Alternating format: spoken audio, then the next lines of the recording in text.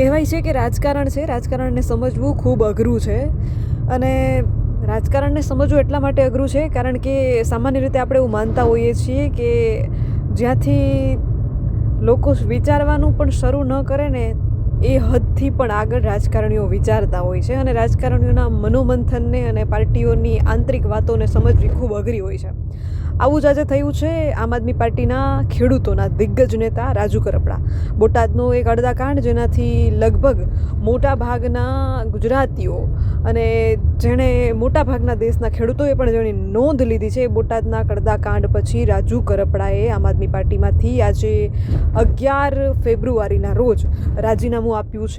રાજુ કરપડા આમ આદમી પાર્ટીના દિગ્ગજ નેતા જ નહીં પરંતુ ખેડૂતોમાં તેમને ખૂબ માન પ્રોત્સાહન મળે છે અને ખેડૂતોના ખૂબ દિગ્ગજ નેતા છે. ખેડૂતો માટે ખૂબ લડત આપે છે. બોટાદના એક અડદાકાંડ સમયે પણ ખેડૂતોને કપાસના ભાવ ઓછા મળતા ખેડૂતો માટે તેમણે આંદોલન કર્યું હતું અને આંદોલન પછી રાજુ કરપડાએ 108 દિવસનો જેલવાસ પણ ભોગવ્યો હતો.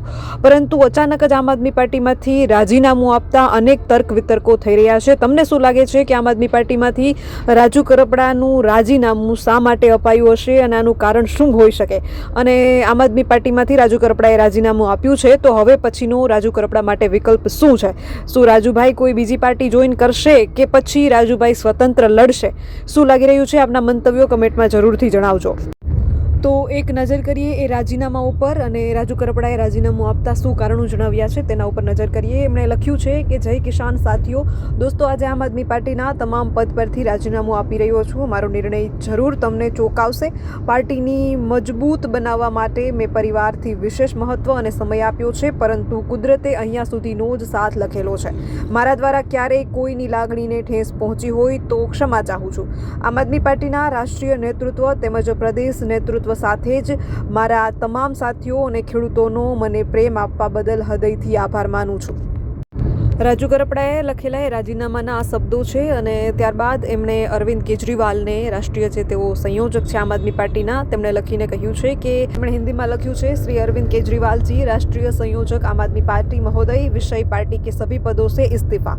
सविनय निवेदन है कि मैं राजू करपड़ा आम आदमी पार्टी में अपने सभी पदों एवं जिम्मेदारियों से आज दिनांक 11/2/2026 से इस्तीफा देता हूँ. व्यक्तिगत कारणों के चलते मेरे लिए वर्तमान दायित्वों का निर्वहन कर पाना संभव नहीं है.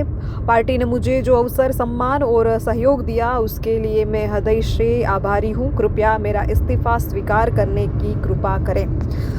મતલબ કે રાજુ કરપડા દ્વારા જે છે તે પોતાના વ્યક્તિગત અંગત કારણોસર રાજીનામું આપ્યું હોય એવા તેમણે ઉલ્લેખ કરેલો છે અને અન્ય કોઈ ઉલ્લેખ તેમણે હજુ સુધી કર્યો નથી. એટલે કે શું કારણ હોઈ શકે છે તે હજુ કશું નક્કી નથી થયું. તમે કમેન્ટ કરીને જરૂરથી તમારા મંતવ્યો જણાવજો કે રાજુ કરપડાએ શા કારણોસર રાજીનામું આપ્યું હોઈ શકે છે અને રાજુ કરપડાએ જે રાજીનામું આપ્યું છે શું યોગ્ય છે? તમને શું લાગે છે? કારણ કે રાજુ કરપડાને ખેડૂતનો વર્ગ જે છે તેમને ખૂબ ચાહે છે અને ખેડૂતો માટે તે હંમેશા લડતા આવ્યા છે. એક સાહસી અને નીડર નેતા છે. ખેડૂતો માટે ખાસ કરીને ખૂબ અગત્યના કામો કર્યા છે. ત્યારે ખેડૂતો અને ખાસ કરીને ગુજરાતની જનતાના મંતવ્યો શું છે રાજીનામાને લઈને તે જરૂરથી કમેન્ટ કરજો. અને આવનારા સમયમાં રાજુભાઈ હવે કઈ પાર્ટી જોઈન કરી શકે છે અથવા તો અપક્ષમાં લડશે અથવા તો હવેનો વિકલ્પ એની પાસે શું છે તે જરૂરથી મને કમેન્ટ કરીને તમારા મંતવ્યો જણાવજો. અને એટલું જ નહીં, રાજુ કરપડાના રાજીનામા પછી આમ આદમી પાર્ટીને કેટલું નુકસાન થઈ શકે છે તેમજ ખેડૂતોના તેઓ દિગ્ગજ નેતા હતા, હવે ખેડૂત વર્ગ જે છે તે કઈ તરફ વળશે અને શું રાજુ કરપડા ભાજપ, કોંગ્રેસ કે કોઈ અન્ય પાર્ટી જોઈન કરી શકે છે અને શું અન્ય પાર્ટી જોઈન કર્યા પછી ખેડૂતોનો વિશ્વાસ તેમના ઉપર અત્યારે જેટલો છે એટલો જ રહેશે?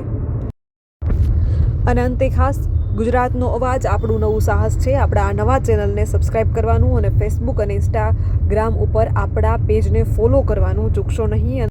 ગુજરાતના ખેડૂતો માટે હર હંમેશ અવાજ ઉઠાવતી રહું છું અને ગુજરાતની જનતા માટે પણ ક્યાંય પણ કોઈ પ્રશ્ન હોય તો મને વિડીયોના માધ્યમથી કમેન્ટ કરી તમારો તાલુકો અને તમારા વિસ્તાર, તમારા ગામનું નામ જણાવશો જેથી તમારો મુદ્દો મારા ધ્યાનમાં આવે. અને કોશિશ એટલી છે કે ગુજરાતના તમામ ખેડૂતો અને ગુજરાત જનતાના પ્રશ્નોને સાંભળીએ અને તમારા પ્રશ્નોને વાચા આપી શકીએ. એટલે તમારા વિસ્તારનો કોઈ પણ મુદ્દો હોય કમેન્ટમાં જરૂરથી જણાવજો અને મારી ધ્યાનમાં આવશે એટલે એ મુદ્દાને લઈને તમારા ગામ કે તમારા વિસ્તારના ગુજરાતના કોઈ પણ ખૂણે હશે હું જરૂરથી મુલાકાત લઈશ અને તમારા પ્રશ્નોને જરૂરથી વાચા આપીશ. અને તમારા જે મુદ્દા હોય એ મારા ધ્યાનથી દોરતા રહેજો.